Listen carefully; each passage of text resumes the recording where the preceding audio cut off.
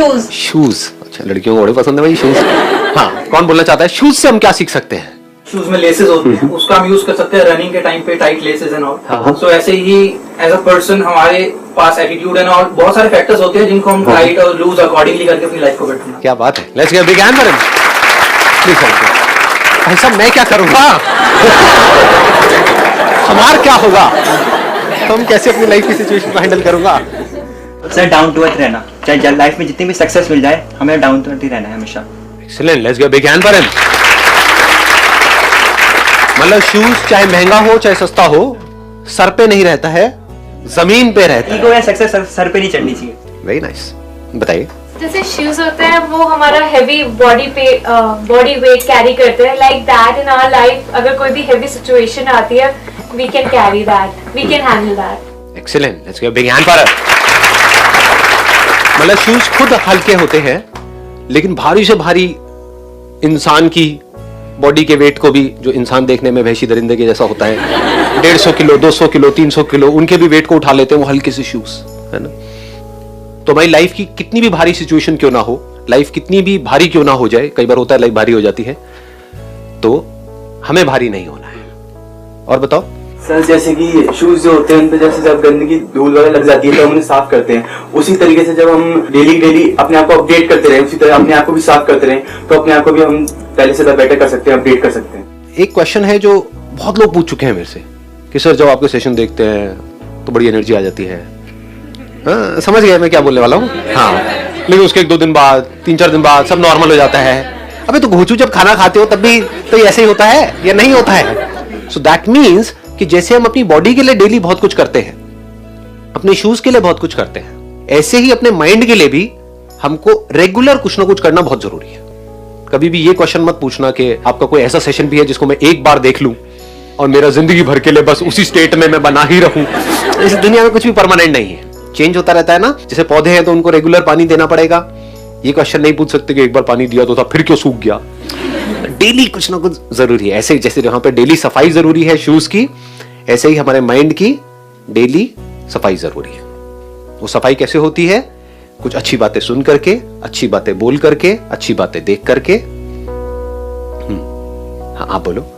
Sir like जो pairs होते हैं शूज के वो हमेशा एक साथ रहते हैं, तो ऐसे ही सबके साथ मिलके रहने चाहिए। बहुत अच्छी बात, प्लीज हैव अ सीट।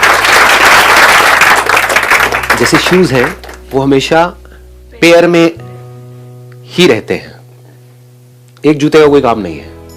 अगर आप मंदिर के बाहर से भी कुछ चुराओगे, एक आ गया तो काम नहीं आएगा। वैसे मैं सच बताऊं, मैं बचपन में ऐसे जुगाड़ करता था। मतलब एक बार मेरे साथ हो गया था, मतलब जूते चोरी हो गए थे, तो मैं क्या करता था, एक जूते को यहाँ उतारता था, एक को दूर जाकर ले जा बेटा, एक कौन लेकर के जाएगा। थोड़ा सा आइडिया है ऐसे ही। देखो इंडिया में बड़ा काम आने वाला है आप लोगों को भी, अगर कभी कहीं जाओगे तो कहने का मतलब है जो शूज हैं वो पेयर में ही यूजफुल है, एक जूता किसी काम का नहीं है। ऐसे ही लाइफ में अगर हमें कुछ भी करना है तो हम अकेले कुछ नहीं कर सकते। This should be very clear. हम कुछ भी करेंगे, चाहे जॉब करो, बिजनेस करो, कोई रिलेशनशिप है, अकेले कोई रिलेशन नहीं चलता है। ये तो बात है, ये तो बात है भैया। आज किया है, याद दीजिएगा। अकेले कुछ नहीं होता है लाइफ में। प्रॉब्लम कब होती है? जब हमारा मैं बहुत बड़ा हो जाता है। मैं ये, मैं वो, मैं वो लोग हमेशा दुखी मिलेंगे आपको लाइफ में। जो हम बोलेंगे वो कभी भी दुखी नहीं मिलेंगे। अगर एक शू बोले कि मैं ये, मैं वो, मैं मतलब शू बेकार, कचरा। एक अकेला शू मतलब गार्बेज। उसको उठा करके कचरे के डब्बे में डालो, किसी काम का नहीं है। कितना मर्जी महंगा हो, अकेले शू की कोई औकात नहीं है, कोई वैल्यू नहीं है। तो पेयर में चलता है। ऐसे ही जितने आप इस मैं वर्ड को अपनी डिक्शनरी से निकालते चले जाओगे और हम वर्ड को अपनी डिक्शनरी में लगाते चले जाओगे, रिलेशनशिप में तो हम है, फैमिली हम है। मैं नहीं कि मुझे ये ठीक लगता है तुम्हारे लिए, तुम बच्चों मैं बड़ा हूं तो मैं यही करूंगा जो मुझे ठीक लगता है। मैं नहीं। फिर क्या होगा? ऊपर ऊपर से तो रिलेशन बन जाएगा, अंदर से डीपली नहीं बनेगा कभी भी। ये जो रिलेशनशिप में हम हैं, तो इस रिलेशनशिप में रह करके मैं तेरे पे एहसान नहीं कर रहा हूं, ये हम दोनों की जरूरत है। ऐसे अगर हम सोचें तो बड़ा कमाल का कुछ हो सकता है। फिर उससे क्या होगा? हमारी वैल्यू भी बढ़ जाएगी।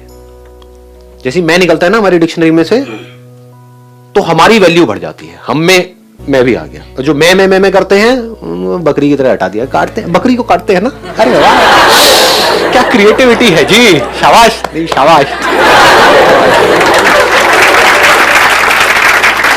तो मैं कौन करते हैं? बकरी, बकरा है ना, तो क्या होता है बकरे की हालत? हलाल हो जाता है, कट जाता है। बट हमको कैसे काटोगे? Not possible. यूनिटी। हम बकरे को काटते हैं, बकरा हमें थोड़ी काटता है। क्यों? क्योंकि बकरा मैं है, हम है, बाकी सब जगह पानी कम है। वाह वाह। आगे भी अर्ज करेंगे थोड़ी देर में, थोड़ा माहौल बनने दो। बताइए। हम जब भी न्यू शूज परचेज करते हैं तो एट द बिगनिंग वो हमें प्रॉब्लम फेस करते हैं, लाइक काटते हैं तो प्रॉब्लम्स बहुत आती हैं। एडजस्ट होने में टाइम लेते हैं। At the same place, like life में कोई भी न्यू थिंग्स आती है, देन हमें डरना नहीं चाहिए। प्रॉब्लम होंगी एट द बिगनिंग, बट अगर हम डेली उसे कैरी करते हैं, हम अच्छे से उसको हैंडल करते हैं, देन इजी हो जाएगी life. Very nice, excellent point. Let's give a big hand for अस। हमारा कंफर्ट जोन होता है। जूते जब भी हम चेंज करते हैं तो जैसे ही चेंज करते हैं, पहला थॉट क्या आता है? यार वो पहले जितना मजा नहीं आ रहा है, क्योंकि पहले में हम कंफर्टेबल हो चुके होते हैं। और शुरू में जब नया लेते हैं तो कभी परफेक्ट, कभी भी फिट नहीं होता है कोई भी शू। चलने में कभी कभी थोड़ा सा अनकंफर्टेबल लग रहा होता है।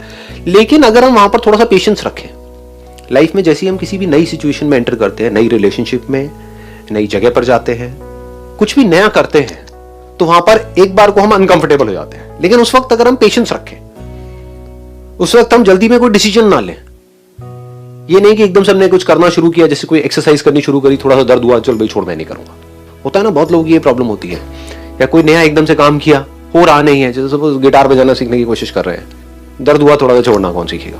तो ऐसा बंदा लाइफ में कभी भी कुछ भी नहीं कर पाएगा। तो शुरू में हम कुछ भी करेंगे अपने कंफर्ट जोन से बाहर जा करके, तो हमको प्रॉब्लम्स आएंगी। जैसे जूते को टाइम लगता है थोड़ा सा फिट होने के लिए, तो उस टाइम पे घबराना नहीं है, डरना नहीं है, जल्दीबाजी में हड़बड़ाना नहीं है, थोड़ा सा पेशेंस रखना है। थोड़े दिन का अगर हम पेशेंस रखते हैं तो धीरे धीरे हम एडजस्ट कर जाते हैं। जैसे वो शू उसके हिसाब से, हमारे पैर के हिसाब से एडजस्ट कर जाता है।